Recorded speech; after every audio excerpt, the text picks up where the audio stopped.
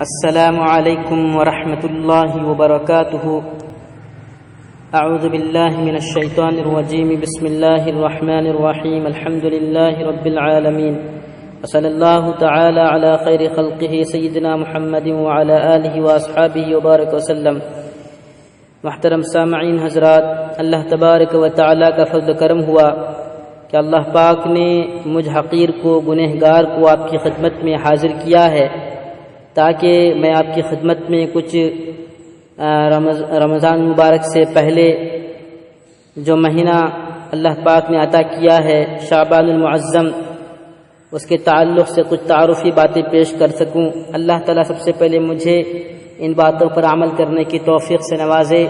اللہ تعالیٰ آپ سب کو بھی، بلکہ سارے مسلمانوں کو اللہ تعالیٰ ہدایت نصیب فرمائے اور اعمال صالحہ کرنے کے لیے قبول فرمائے، کہنے سننے سے زیادہ عمل کرنے کی توفیق عطا فرمائے، آمین۔ میرے محترم سامعین حضرات، اللہ تبارک و تعالیٰ کا فضل و کرم ہوا ہے کہ اللہ پاک نے ہمیں شعبان المعظم مہینے سے پہلے رجب المرجب مہینے میں داخل کیا تھا۔ ہم نے اس مہینے میں دعائیں کی، آپ نے بھی کی ہوں گی، اللہم بارک لنا فی رجب و شعبان وبلغنا رمضان۔ لہذا یہ دعا ہم نے پڑھی، اللہ کی ذات سے امید رکھتے ہیں کہ اللہ تعالی ہمارے اوپر برکتیں اپنی نازل فرمائے گا، اور تب سے لے کر اب تک جو وقت گزارا ہے اور اس ماہ میں اللہ پاک نے ہمیں داخل کیا ہے تو یہ بھی اللہ کی طرف سے جو ہے برکت ہی ہمارے لیے حاصل ہو گئی، ورنہ کتنے ایسے لوگ تھے جو پچھلے مہینے میں انتقال کر گئے، اور اس مہینے کے شروع ہونے کے بعد بھی کتنے لوگ انتقال کر گئے ہوں گے۔ تو گویا کہ اللہ کا احسان و کرم ہے کہ اللہ پاک نے ہمیں جو ہے اس ماہ شعبان المعظم میں داخل کیا ہے۔ مزید اللہ سے دعا کرتے ہیں کہ اللہ ہمیں اس شعبان المعظم جو اسلامی 8واں مہینہ ہے، اس مہینے میں بھی برکت عطا فرما، اور مزید اللہ سے دعا کرتے ہیں کہ اللہ تو ہمیں اس ماہ مبارک کے بعد ماہ رمضان مبارک بھی عطا فرما، آمین۔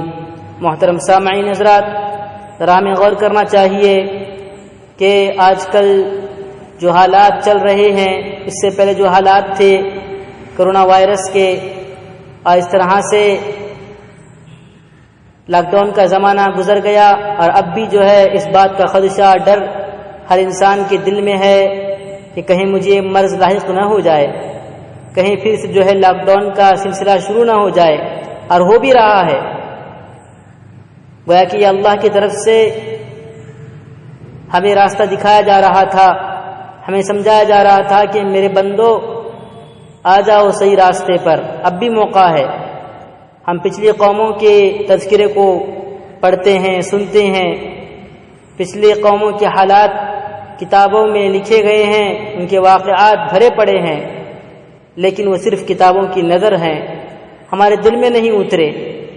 ہم نے سنا بھی ہے تو کہاں سے جو ہے اس کو اپنے دل میں بسایا ہے؟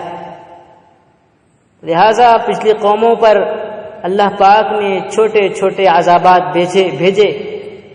پہلے اللہ پاک نے پچھلی قوموں پر چھوٹے چھوٹے عذابات بھیجے، لیکن وہ اس سے سدھرے نہیں، وہ تائب نہیں ہوئے اپنے گناہوں سے، انہوں نے اللہ تعالیٰ کے عذاب کو نہیں سمجھا بلکہ اس کا مذاق بھی اڑایا، جس کے نتیجے میں اللہ پاک نے پھر ان پر دوبارہ ایسے عذابات بھیجے کہ جس کے بعد ان کا نام و نشان مٹ گیا۔ تو کیا آج ہم بھی اسی انتظار میں ہیں کہ اللہ تعالیٰ ہمیں ہلاک و برباد کر دے؟ نعوذ باللہ۔ کیا ہم اللہ کے امتحان لینا چاہتے ہیں؟ اللہ نہ کرے کہیں ایسا نہ ہو کہ اللہ کی طرف سے حتمی فیصلہ آ جائے، اللہ تعالیٰ جو ہے سب کو ہلاک و برباد کر دے۔ کتنے ایسے لوگ ہیں جو کرونا وائرس کا مرض جب شروع ہوا، اس کے بعد جو حالات ہندوستان کے ہوئے، خاص کر میں ہندوستان کا رہنے والا ہوں تو ہندوستان کے تعلق سے زیادہ بات کروں گا، ویسے تو سارے عالم کے اندر کیا حال تھا اللہ جانتے ہیں بہتر، اور ہم بھی تھوڑا بہت جانتے ہیں جو سنا ہے۔ لہذا اس وقت انسان بہت پریشان تھا. لاک ڈاؤن کا سلسلہ شروع ہوا، اس کے بعد اور پریشان ہو گیا.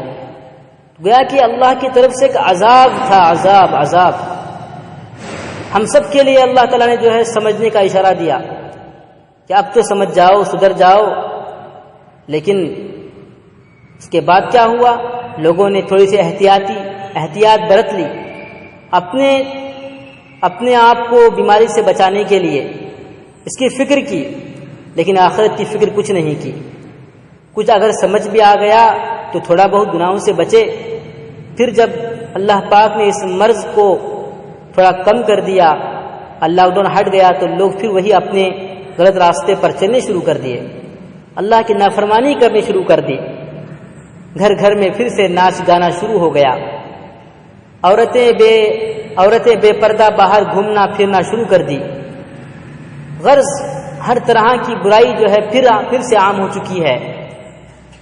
تو اللہ تعالیٰ سے ہمیں جو ہے ڈرتے رہنا چاہیے کہ کہیں اللہ تعالیٰ ہم سے پھر سے ناراض نہ ہو جائے اور یہ وبا پھر سے پھیل نہ جائے اور اللہ کے یہاں سے جو ہے عذاب کے فیصلے اتریں گے. تو اس سے ڈرنا چاہیے، اللہ کا خوف دل میں رکھنا چاہیے. تو یہ جو مہینہ اللہ پاک نے ہمیں عطا کیا ہے شعبان المعظم، یہ مہینہ گویا کہ رمضان مبارک کے استقبال کرنے کا ہے. ہمیں ابھی سے تیاری کرنی ہے. یہ ٹریننگ کا مہینہ ہے. اس طرح ہمارے گھر میں کوئی شادی ہوتی ہے، کوئی فنکشن ہوتا ہے، کوئی پروگرام ہوتا ہے، تو پھر اس کے لیے مہینوں پہلے تیاری شروع کر دی جاتی ہے. اس کی فکر کی جاتی ہے کہ کیا کرنا ہے، کس طرح سے شادی کا انتظام ہوگا، وغیرہ وغیرہ. سب چیزوں کا انتظام پہلے سے سوچا جاتا ہے اور اس کے بارے میں بات کی جاتی ہے، آپس میں مشورے کیے جاتے ہیں، تیاری شروع کی جاتی ہے. ایسا نہیں کہ عین شادی کے دن تیاری شروع کر دی جائے، ایسے نہیں ہوتا، بلکہ مہینوں پہلے جو ہے اس کی تیاری شروع کی جاتی ہے. تو کیوں ہم جو ہے اس ماہ مبارک سے فائدہ نہ اٹھائیں؟ شعبان المعظم کے مہینے سے ہم کیوں فائدہ نہیں اٹھانے والے بن جائیں؟ لہذا اٹھانے والے ہمیں بننا ہے، فائدہ اٹھانا ہے اس ماہ شعبان المعظم سے، وہ اس طرح سے کہ ہم ابھی سے جو ہے رمضان مبارک کے لیے تیاری کریں. اس طرح شادی کے لیے تیاری کرتے ہیں مہینوں پہلے، اس طرح سے جو ہے اللہ تعالیٰ کا ایک مہمان آنے والا ہے جو بڑا عظیم الشان ہے، جس کی بڑی شان ہے، جو بڑا ذیشان ہے. ہمیں اس کی تیاری کرنی ہے. اس کے لیے ہمیں ابھی سے جو ہے گناہوں کو چھوڑنا ہے. جو لوگ گانے سنتے ہیں، فلمیں دیکھتے ہیں، انہیں ان چیزوں سے باز آنا چاہیے. جو شراب پیتے ہیں، جوا کھیلتے ہیں، غیبت کرتے ہیں، جھوٹ بولتے ہیں، چوری کرتے ہیں، زنا کرتے ہیں، نمازوں کو چھوڑتے ہیں، اللہ کے حقوق کو ضائع کرتے ہیں، اللہ کے بندوں کے حقوق کو ضائع کرتے ہیں، انہیں ابھی سے ہوشیار ہونا چاہیے، انہیں ابھی سے ان چیزوں سے دور رہنا چاہیے اور اللہ کی طرف آنا چاہیے. ففروا الی اللہ، اللہ کی طرف دوڑ لگانی ہوگی. میرے بھائیوں، بزرگوں، خواتین، ماؤں، بہنوں، آپ سب سے میں درخواست کرتا ہوں کہ آنے والے مہینے کے لیے ہم ابھی سے تیار ہو جائیں. نفلی روزے رکھنے کی کوشش کریں. اسی مہینے میں صدقہ و خیرات تھوڑا بہت دینے کی فکر کریں تو اللہ تعالیٰ کی طرف سے توفیق ملے گی کہ اللہ تعالیٰ ہمیں جو ہے رمضان مبارک میں بھی پابندی کے ساتھ نماز پڑھنے کی توفیق دیں گے. اور اسی طرح سے اس مہینے میں جو ہے ہمیں شعبان المعظم سے ہی قرآن پاک کی تھوڑی بہت جو ہے تلاوت کرنے کی کوشش ہمیں کرنی چاہیے. اللہ ہمیں اس کی توفیق دے کہ ہم رمضان مبارک میں بھی جو ہے پورا قرآن ختم کرنے کی کوشش کریں گے، محنت کریں گے، فکر کریں گے. اس کے لیے ابھی سے تیاری کرنی ہے. لہذا ہمیں چاہیے کہ ہم اللہ پاک نے جو ہمیں اس مہینے میں داخل کیا ہے، اللہ کا احسان ہے، بڑی نعمت ہے اللہ کی. اگر ہم نے اس مہینے سے فائدہ نہیں اٹھایا تو اگلا مہینہ بھی ہمارا بیکار ہو سکتا ہے. اور بیکار ہی نہیں بلکہ اللہ کے یہاں پر ہم گنہگار بن جائیں گے، اللہ کے یہاں پر گنہگار بن کر حاضر ہوں گے. کیونکہ اللہ پاک نے ہمیں اتنی بڑی نعمت عطا فرمائی اور ہم نے جو ہے اس نعمت کی قدردانی نہیں کی. قدردانی کیا نہیں کی؟ وہ اس طور پر کہ ہم نے اس مہینے کو بھی غفلت میں گزارا، جس کی وجہ سے رمضان مبارک میں بھی ہمارے اندر دلچسپی نہیں رہے گی نمازیں پڑھنے کی، روزہ رکھنے کی، تراویح کی پابندی کی، صدقہ و خیرات کرنے کی، گناہوں سے بچنے کی، اچھے اعمال کرنے کی. یہ پابندی ہمارے اندر نہیں رہے گی، یہ شوق جذبہ ختم ہو جائے گا، پھر کیا ہوگا؟ اللہ کے یہاں پر جو لعنت کے وعدے ہیں، جو جس دعا پر اللہ کے نبی نے آمین کہا، جس لعنت پر اللہ کے نبی صلی اللہ علیہ وسلم نے آمین کہا، جس لعنت کو لے کر فرشتے اترے جبرائیل علیہ السلام، اور جس لعنت کو بھیجنے والے اللہ تعالی خود ہیں، کہ جس نے ماہ رمضان مبارک کو پایا پھر بھی اس کی مغفرت نہیں ہوئی، اس کے لیے لعنت ہے، بربادی کے وعدے ہیں۔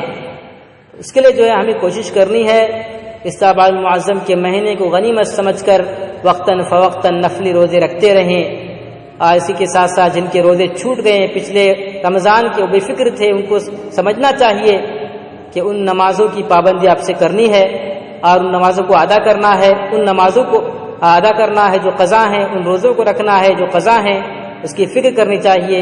اللہ تعالیٰ جو ہے ہم سب کو جو ہے اس مہینے کی عظمت کو سمجھنے کی توفیق عطا فرمائے، اور اللہ تعالیٰ ہم سب کو رمضان مبارک میں داخل فرمائے، اور اس کی نعمتیں، برکتیں، اس کی رحمتیں، مغفرتیں اور جہنم سے خلاصی کے جو پروانے ہیں دینے کے وعدے کے اللہ پاک ہمیں جو ہے وہ پروانے عطا فرمائے۔ اس کے لیے اللہ تعالیٰ ہم سب کو جو ہے اپنا تعلق اللہ سے جوڑنے کی توفیق عطا فرمائے، آمین۔ میں نے جو کچھ بھی ٹوٹی پھوٹے الفاظ میں باتیں کہی ہیں، اگر اس میں کچھ غلطی ہو گئی ہے میری اصلاح کریں، اور اس کے ساتھ ساتھ میں کہنا چاہتا ہوں کہ انشاءاللہ شعبان المعظم کے تعلق سے سلسلہ وار بہت ساری باتیں آپ کی خدمت میں پیش کی جائیں گی۔ یہ شعبان المعظم کا تعارف تھا جو آپ کی خدمت میں پیش کیا گیا۔